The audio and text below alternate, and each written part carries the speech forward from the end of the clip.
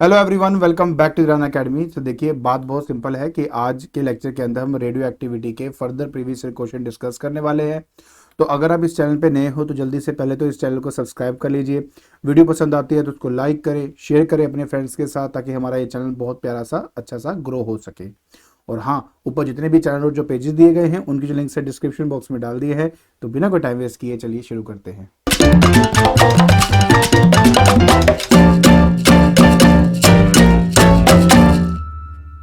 देखिए बेटा, सबसे पहला क्वेश्चन हमारे पास है, what is meant bye radio activity. आप इसके बारे में ऑलरेडी जानते ही हैं कि रेडियो एक्टिविटी एक ऐसा नेचुरल फिनोमिनन है जिसमें रेडियो एक्टिव सब्सटेंस अनस्टेबिलिटी के कारण अपने में से अल्फा बीटा गामा जो रेडिएशन है वो एमिट आउट करता है।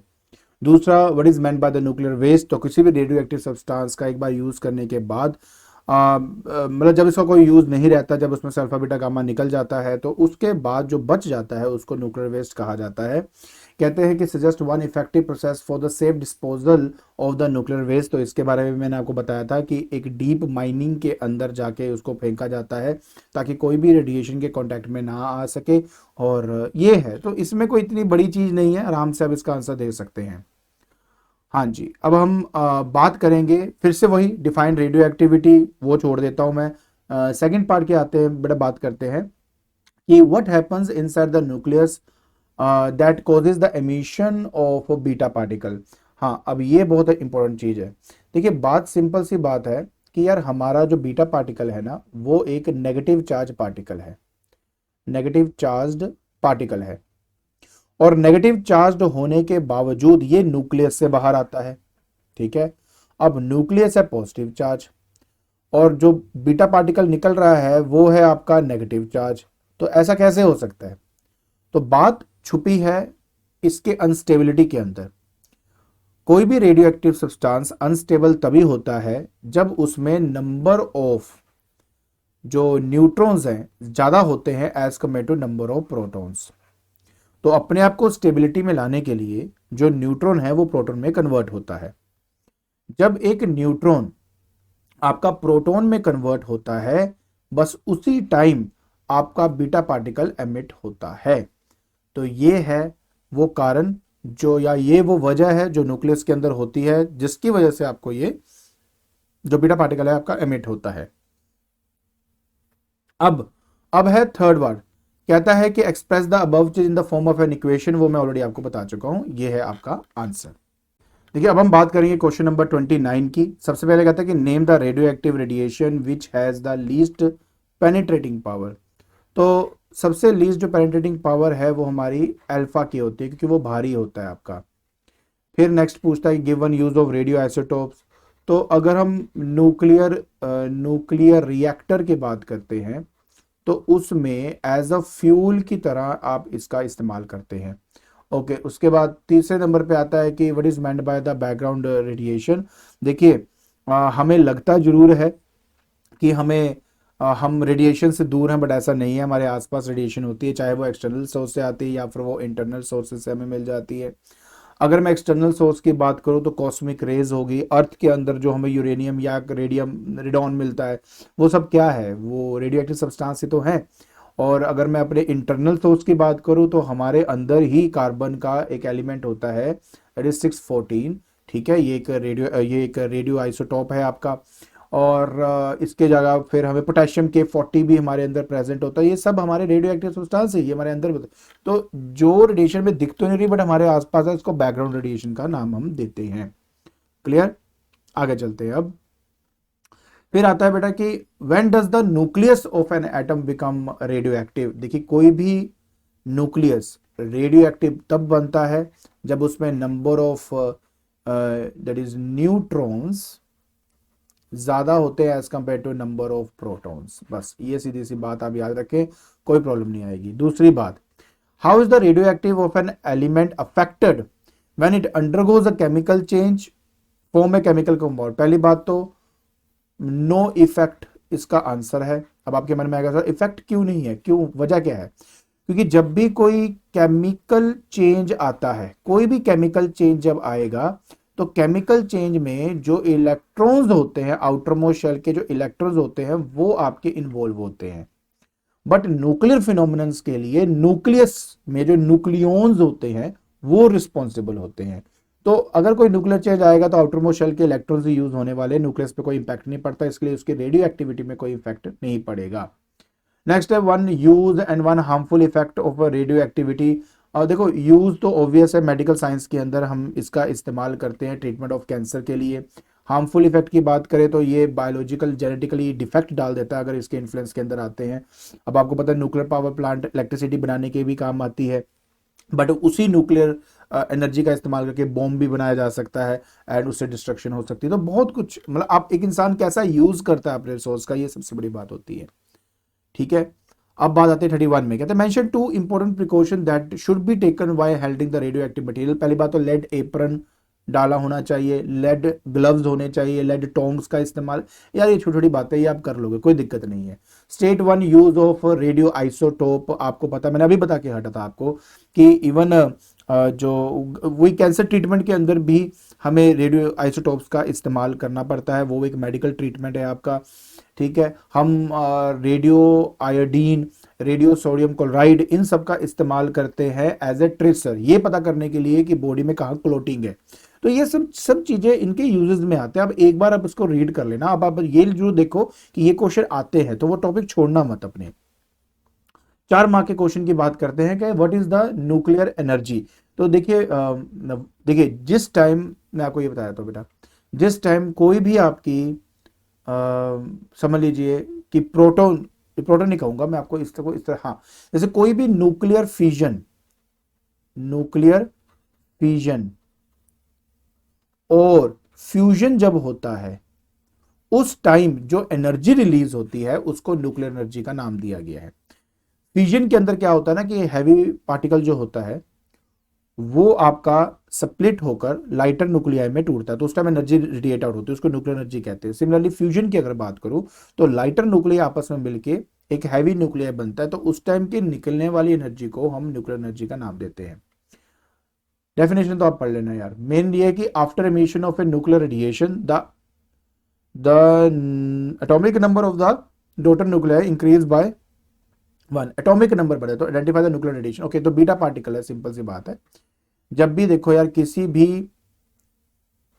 न्यूक्लियस में से जब भी बीटा पार्टिकल निकला है ना, तो उसने क्या किया है कि उसके एटॉमिक नंबर में प्लस ही किया है एक का, तो एक्स डैश मान लेते हो, तो ये मेरा ए।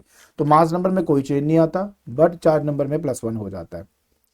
कहते right a nuclear reaction indicating the nuclear change mention in part 2, लो कर दिया आपके सामने, ये लो, ये वाला थर्ड पार्ट है। तो what is the special name given to the parent and the daughter nuclear when this radiation is emitted. तो बेटा जब ये रेडिएशन एमिट करती है तो इसको आइसोबार्स कहा जाता है, क्योंकि इसका चार्ज नंबर डिफरेंट है बट मास नंबर क्या होता है इसका, सेम होता है। सो ये रीजन है इस क्वेश्चन के आंसर का। बात करते हैं 33 नंबर की। कहते हैं कि N atomic nuclei A is composed of 84 protons and 128 neutrons.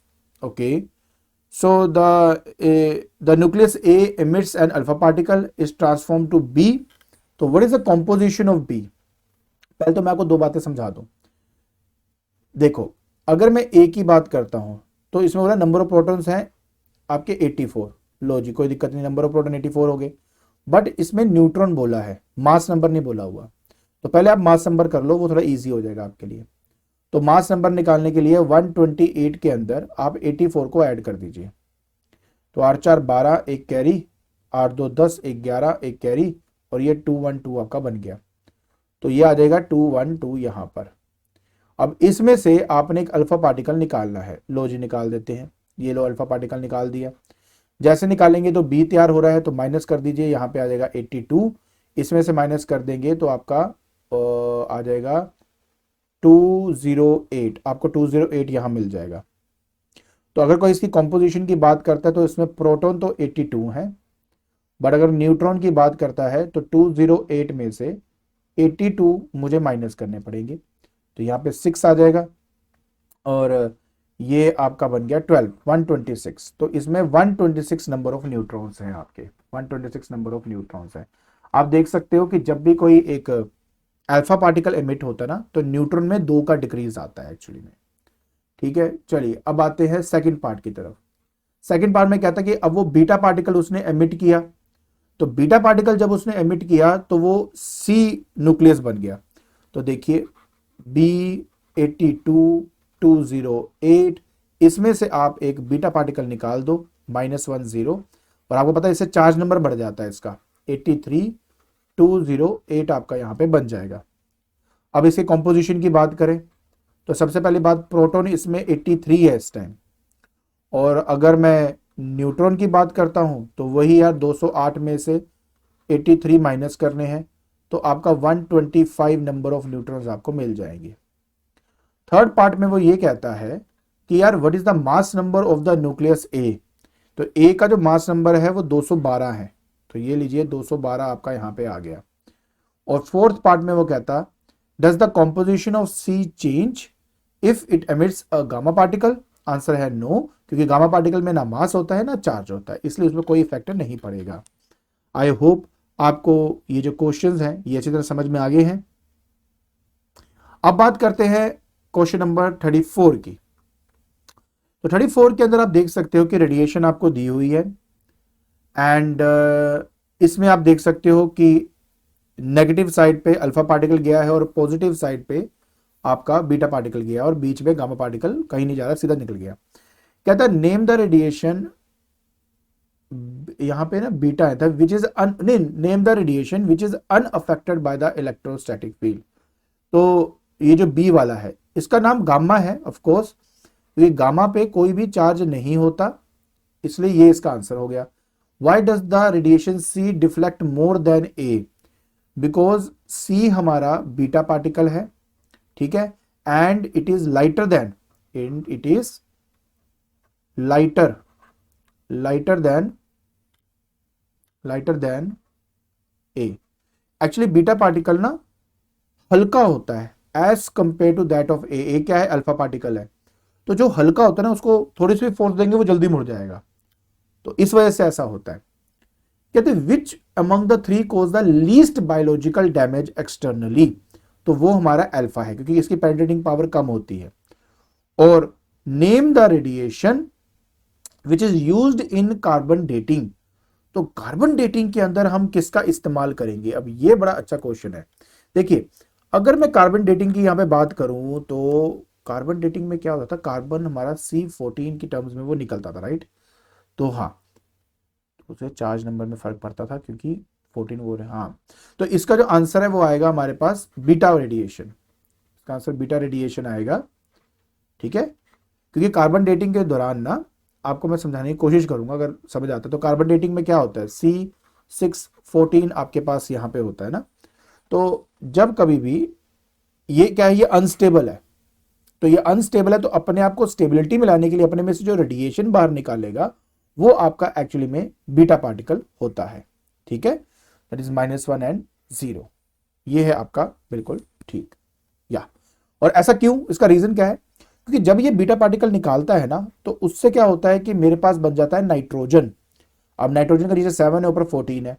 अब इसमें नंबर ऑफ प्रोटॉन्स देखेंगे तो 7 नंबर है, नंबर ऑफ न्यूट्रॉन देखेंगे तो 14 नंबर है, नंबर ऑफ न्यूट्रॉन देखेंगे तो वो भी 7 है, क्योंकि number of proton and number of neutron एक दूसरे के बिल्कुल बराबर हो चुके हैं, तो दिस इज स्टेबल।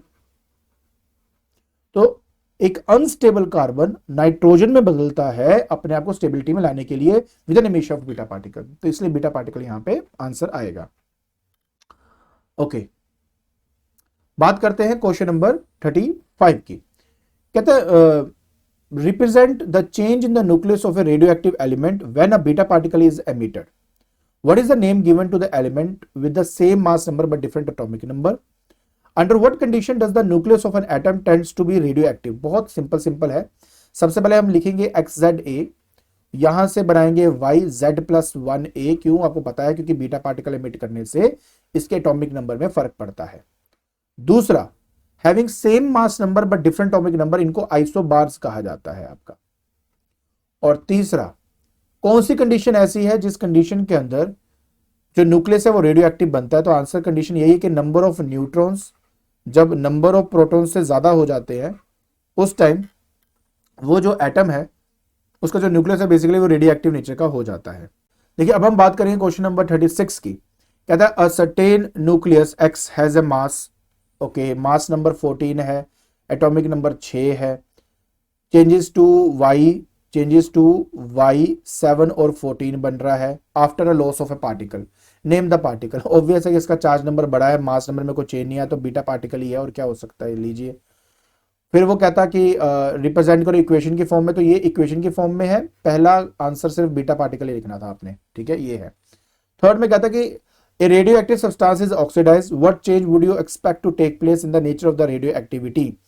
आंसर आपको पता है, दैट इज नो चेंज, क्योंकि ऑक्सीडेशन जब होती है, ऑक्सीडेशन जब हमारे पास होती है, उस प्रोसेस के अंदर आउटर मोस्ट शेल के इलेक्ट्रॉन्स इन्वॉल्व होते हैं, outermost shell electrons involve होते हैं, बट न्यूक्लियर चेंज के अंदर हमें न्यूक्लियस के अंदर चेंज लेके आना होता है, ठीक है। तो सिर्फ बाहर के इलेक्ट्रॉन्स अफेक्ट होते हैं, अंदर न्यूक्लियस में कोई फर्क नहीं पड़ रहा होता, number of neutron number of proton में कोई इफेक्ट नहीं पड़ रहा होता, जिस वजह से रेडियो एक्टिविटी में कोई चेंज नहीं आएगा, चाहे ऑक्सीडेशन हो, रिडक्शन हो, जो मर्जी हो आपका। ठीक हो गया, आगे देखते हैं।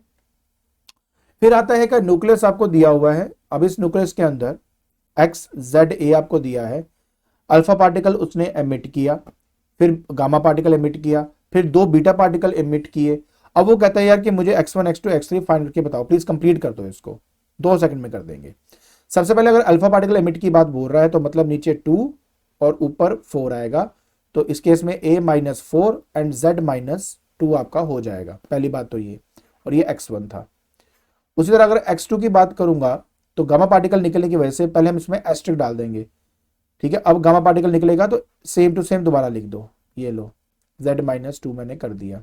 और जब इसमें से 2 बीटा पार्टिकल निकलेंगे, तो एक बीटा पार्टिकल निकलने से इसमें 1 प्लस होता है, 2 निकलेंगे तो इसमें 2 प्लस हो जाएगा, तो बीटा पार्टिकल मतलब -1 0, तो आंसर आपका आ जाएगा x3 का a-4 और नीचे सिर्फ z आ जाएगा, क्योंकि इसमें +2 होगा। 2 क्यों प्लस होंगे, क्योंकि 2 बीटा पार्टिकल निकल रहे हैं इस वजह से, अदरवाइज मैं ऐसा नहीं कहता।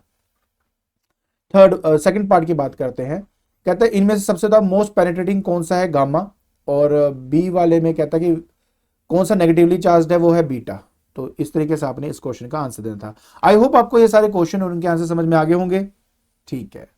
तो आज के लेक्चर के अंदर हमने रेडियो एक्टिविटी के रिलेटेड कुछ और क्वेश्चन डिस्कस किए, बस एक वीडियो और बाकी क्वेश्चन भी आपके डिस्कस हो जाएंगे जो रेडियो एक्टिविटी के बेसिस पे थे। अगर आपको ये वीडियो पसंद आ रही है तो please like it, share it and subscribe it. आज के लिए बस इतना ही, थैंक यू सो मच।